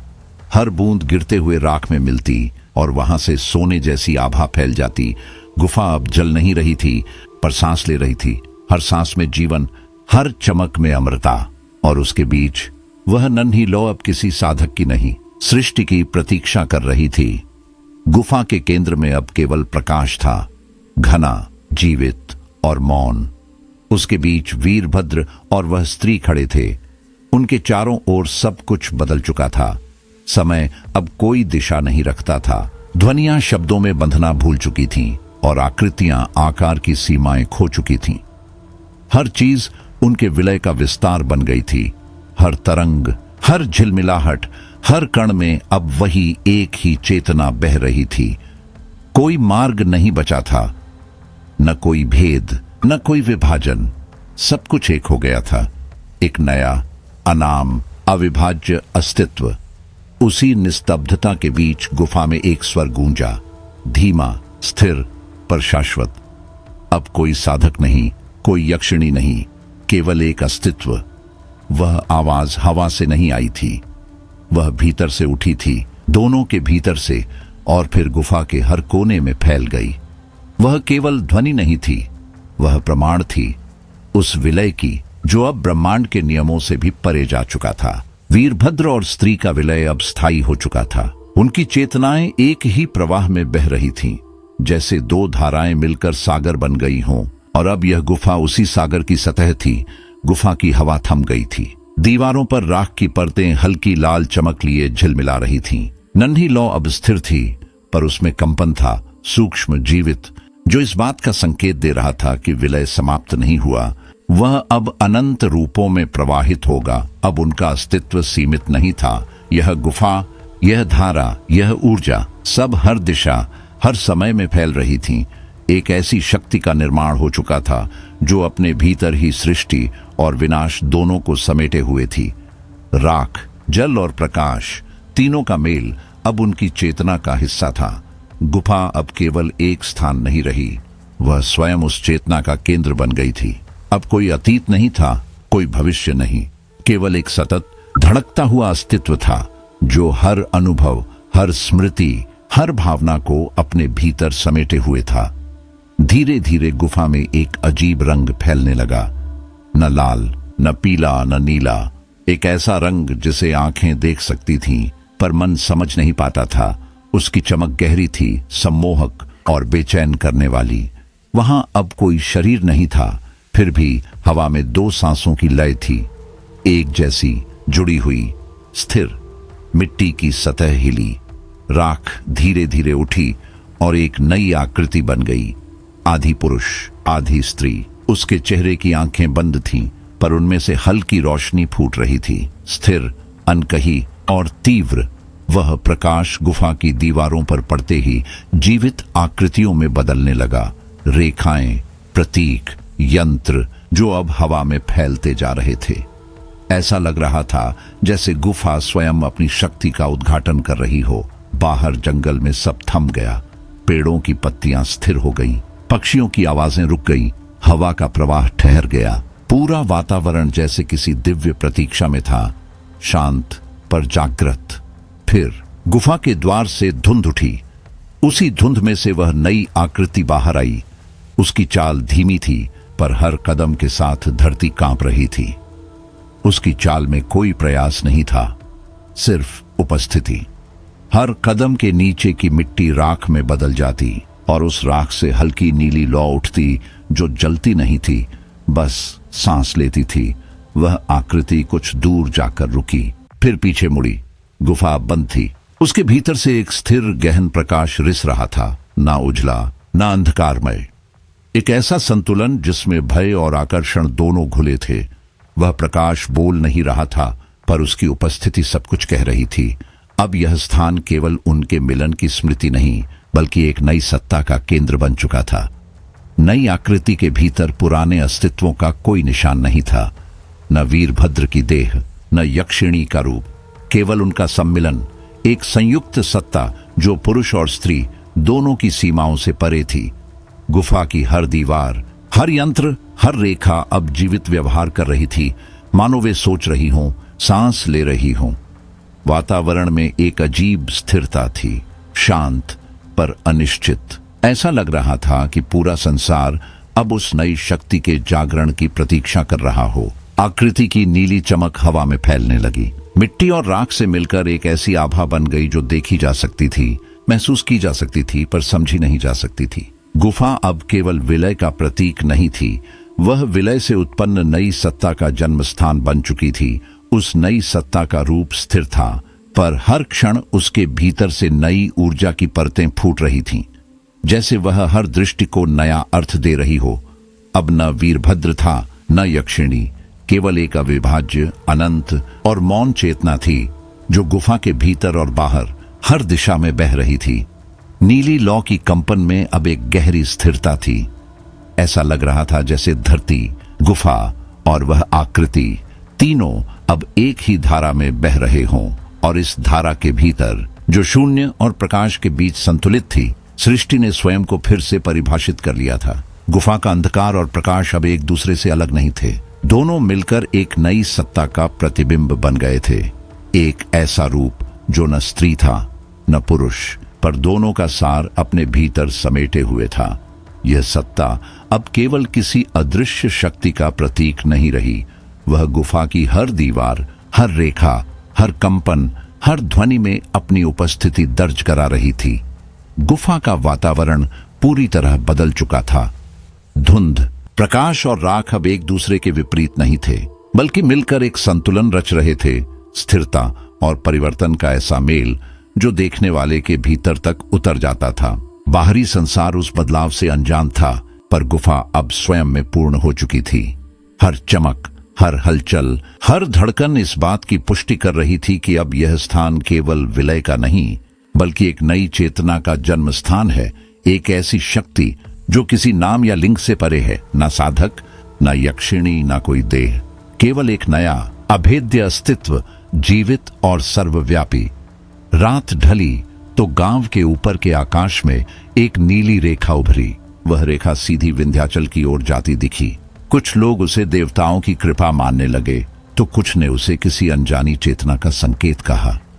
गांव में भय और श्रद्धा दोनों एक साथ फैल गए। सुबह जब सूरज की पहली किरणें गिरीं, तो एक चरवाहा अपने झुंड को ले जाते हुए गुफा के पास से गुजरा। हवा में अजीब गंध थी, धातु और राख की मिली जुली गंध, जैसे कुछ हाल ही में बदला हो। उसने पेड़ों की ओर देखा तो पाया कि उनकी छाल पर अजीब चिन्ह खुदे थे, मुड़े तुड़े, चमकदार, जैसे किसी ने उन्हें उंगलियों से झलाकर बनाया हो। गुफा के भीतर कोई नहीं था, फिर भी मिट्टी पर दो पद चिन्ह थे, एक बड़ा, एक छोटा, दोनों एक ही दिशा में बढ़ते हुए, मानो किसी गहरे रहस्य की ओर संकेत कर रहे हों। शाम तक गांव में खबर फैल गई, अघोरी वीरभद्र ने सिद्धि पा ली है। लोग बातें करने लगे, कोई उसे साधु कहता, कोई भूत, कोई रक्षक, पर कोई नहीं जानता था कि उसने वास्तव में क्या पाया था या क्या बन गया था। रात होते ही गांव की नदी में हल्की नीली चमक उठी। जल की सतह पर किसी स्त्री का चेहरा उभरा, शांत, मुस्कुराता हुआ। वह कुछ पल ठहरा, फिर लहरों के साथ विलीन हो गया, जैसे स्मृति बनकर रह गया हो। पहाड़ी की दिशा से एक धीमी गहरी ध्वनि आने लगी, मंत्र जप जैसी। हवा का प्रवाह थम गया, पेड़ों के पत्ते एक दिशा में झुक गए, जैसे पूरी प्रकृति उस ध्वनि के आगे झुक रही हो। किसी ने गुफा के पास जाने की हिम्मत नहीं की। फिर भी हर सुबह वहां राख की एक पतली परत मिलती, गर्म, ताजा और जीवित। उसे हाथ में लेने पर हल्की गर्मी महसूस होती, जैसे भीतर कोई सांस ले रहा हो। धीरे धीरे लोगों को महसूस हुआ गुफा अब शापित नहीं रही, यह अब किसी अदृश्य रक्षक का स्थान बन चुकी थी। एक ऐसी शक्ति की उपस्थिति जो देखी नहीं जा सकती पर महसूस की जा सकती है। वातावरण में एक स्थिर अनिश्चितता छा गई। हवा में बदलाव था, हल्का पर जागृत, जैसे कोई शक्ति गांव और उसके चारों ओर की सीमाओं को देख रही हो, सब कुछ महसूस कर रही हो पर अपनी मंशा प्रकट नहीं कर रही।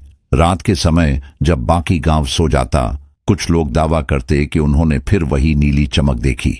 वह किसी लौ की तरह नहीं थी, वह सांस की तरह थी, धीमी, स्थिर, अनछुई राख की परतें, नदी की चमक और पहाड़ी पर सुनाई देने वाली वह गूंज अब गांव के जीवन का हिस्सा बन गई थी। फिर भी हर चीज में एक रहस्य था, एक ऐसा रहस्य जिसे शब्दों में नहीं ढाला जा सकता। बच्चों की कहानियों में अब वह गुफा जगह लेने लगी। कुछ उसे भयावह कहते तो कुछ उसकी आभा में आकर्षण महसूस करते। कुछ बच्चे दावा करते कि अगर वे चुपचाप उसकी ओर देखें तो नीली लौ हल्के से झिलमिलाती है, जवाब में जैसे झपकती हो। गांव की हवा अब अलग थी, उसमें एक अजीब सन्नाटा था जिसमें दूर से आती ध्वनियां भी कुछ कहती प्रतीत होती थीं। पेड़ों की जड़ें गहरी लगती, जैसे धरती के भीतर तक कोई नई चेतना उतर आई हो। और गुफा के भीतर, अब भी बहुत भीतर, वह नीली लौ जल रही थी, धीमी पर अटल। वह अब केवल रोशनी नहीं थी, वह अनुभव थी, पहचान थी और प्रतीक्षा भी। हर सुबह जब लोग गुफा के पास से गुजरते तो अनजाने में सिर झुका लेते, बिना समझे क्यों, मानो गुफा स्वयं उन्हें बुला रही हो, पर भीतर केवल उन्हीं को प्रवेश दे रही हो जो उसे समझने, उसे स्वीकारने के लिए तैयार हों। अब यह स्थल सीमा बन चुका था, भौतिक और अदृश्य के बीच, जीवन और चेतना के बीच एक पुल। गांव वाले उसे महसूस करते थे पर कोई भी उसे परिभाषित नहीं कर पाता था। हर नीली रेखा, राख की परत और पहाड़ी पर गूंजता मंत्र यही कह रहा था, गुफा अब केवल साधना का स्थान नहीं रही, वह अब नई सत्ता का जन्म स्थल है। और उस सत्ता की ऊर्जा अब गांव के जीवन में उतर रही थी, धीरे, अदृश्य पर गहराई तक। लोग अनजाने में बदल रहे थे, धीरे धीरे, बिना जाने, बिना समझे, मानो उस गुफा की नीली चेतना अब उनके भीतर सांस लेने लगी हो, मानो कोई अदृश्य हाथ समय की धूल के बीच से भाग्य को फिर से ढाल रहा हो। वर्षों बाद जब गुफा और उसका रहस्य लोक कथाओं में बदल चुका था, एक सन्यासी उसी दिशा में चला, धीमे कदमों से, पर भीतर किसी गहरी पुकार की ओर खिंचता हुआ। हवा में नमी थी, जंगल स्थिर, और दूर कहीं मिट्टी की गंध एक परिचित संकेत दे रही थी, जैसे कोई प्रतीक्षा अब पूरी होने वाली हो। गुफा के पास पहुंचते ही हवा भारी हो गई, भीतर घना अंधकार पसरा था, पर उस अंधकार में कोई जीवित चीज सांस ले रही थी। सन्यासी ने भीतर कदम रखा, पत्थरों की ठंडक उसके तलवों में उतर गई। दीवारों पर पुरानी राख जमी थी, गाढ़ी पर चमकती हुई, मानो किसी ने हाल ही में उसे छुआ हो। वह गुफा के मध्य बिंदु तक पहुंचा और ध्यान में बैठ गया। अगले ही पल धरती हल्की कांपी, जैसे किसी ने उसे भीतर से जगाया हो। दीवारों से राख की परतें खुद ब खुद हटने लगीं। उसके नीचे से एक पुराना यंत्र उभरा, वही यंत्र जिसे कभी वीरभद्र ने रचा था, लेकिन अब वह वैसा नहीं था। उसकी रेखाएं बदल चुकी थीं, मुलायम, जीवित और किसी नए स्वरूप में ढली हुई। यंत्र के केंद्र में एक दीपक जल रहा था, बिना तेल, बिना बाती, केवल प्रकाश। वह लौ स्थिर थी, पर उसकी लहरों में जीवन था, एक अदृश्य स्पंदन जो पूरे वातावरण में फैल गया। सन्यासी ने आंखें मूंद कर ध्यान लगाया, उसका मन उस प्रकाश की ओर खिंचता गया। तभी उसे एक अनुभूति हुई, कोई उसके पास सांस ले रहा है। हवा का ताप बदल गया, उसके माथे पर एक मृदुल स्पर्श पड़ा, किसी अदृश्य हाथ ने जैसे उसे मार्ग दिखाया हो। उसने आंखें खोलीं और सामने वह आकृति थी, आधी स्त्री आधा पुरुष, चेहरा शांत, मुस्कान असीम। उसकी आंखों में वह गहराई थी जिसमें भय और करुणा दोनों विलीन थे। वह बोली, मार्ग वहीं से शुरू होता है जहां अंत लगता है। उसके शब्द हवा में घुल गए, धीरे, स्थिर, जैसे किसी प्राचीन सत्य ने अपनी उपस्थिति दर्ज की हो। गुफा में हल्की कंपी उठी, राख हवा में घूमी, प्रकाश हल्का डोलने लगा और फिर धीरे धीरे सन्यासी का शरीर उसी प्रकाश में समाने लगा। उसकी सांसें लंबी हुईं, फिर मौन में बदल गईं। कुछ ही क्षणों में वह नहीं रहा, केवल उजाला बचा और दो परछाइयां दीवारों पर उभर आईं। दोनों एक साथ बैठी थीं, निर्विकार, गहन ध्यान में लीन। अब ना वीरभद्र था, ना यक्षिणी, ना सन्यासी, केवल वह संयुक्त चेतना थी जो वर्षों से प्रतीक्षा में थी और अब पूर्ण हो चुकी थी। गुफा के भीतर स्थिरता लौट आई, पर यह साधारण मौन नहीं था, यह जीवन का शून्य था, जहां सब कुछ मिटकर एक नया रूप ले चुका था। बाहर से देखने पर गुफा शांत थी, पर भीतर नीली लौ अब भी जल रही थी, धीमी, पर गहराई में जागृत रात के सन्नाटे में वह लौ दीवारों पर हल्के प्रतिबिंब बनाती, मानो खुद प्रकाश सोच रहा हो। हवा में राख की सरसराहट गूंजती और कहीं भीतर से मंत्र की ध्वनि उठती, बहुत धीमी पर स्पष्ट। जंगल की सीमाओं तक उस कंपन का असर फैल गया। नदी की लहरें ठहर गईं, पेड़ स्थिर हो गए और नीली झिलमिलाहट हर दिशा में बिखर गई। वह चेतना अब केवल गुफा में सीमित नहीं रही, उसने हवा में जगह बना ली थी, मिट्टी में उतर गई थी और हर जीवित प्राणी के भीतर अपनी हल्की स्थायी छाप छोड़ दी थी। अब यह स्थान शाप नहीं था, न पूजा का केंद्र, बल्कि सृष्टि और मृत्यु के बीच एक नया पुल था। हर रात जब हवा ठहरती, पहाड़ी पर वही मंत्र फिर से गूंजता।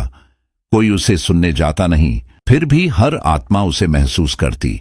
गांव में लोग अब भी उस दिशा को प्रकाश की भूमि कहते हैं जो वहां जाता है वह लौटता तो है, पर पहले जैसा नहीं रहता। उसकी आंखों में एक नीली चमक उतर आती है और उसकी सांसों में एक अजीब शांति। गुफा अब केवल एक कथा नहीं रही, वह अब एक उपस्थिति है, एक जीवित अनुभव। और गुफा की दीवारों पर अब भी दो परछाइयां बैठी हैं, अनंत ध्यान में लीन। वे प्रतीक हैं उस शक्ति के जो राख से पुनर्जन्म लेकर अब हर जीव, हर हवा, हर प्रकाश में धड़क रही है। गुफा सांस लेती है और हर वह आत्मा जो उसकी पुकार सुनती है, धीरे धीरे बिना जाने उसका हिस्सा बन जाती है।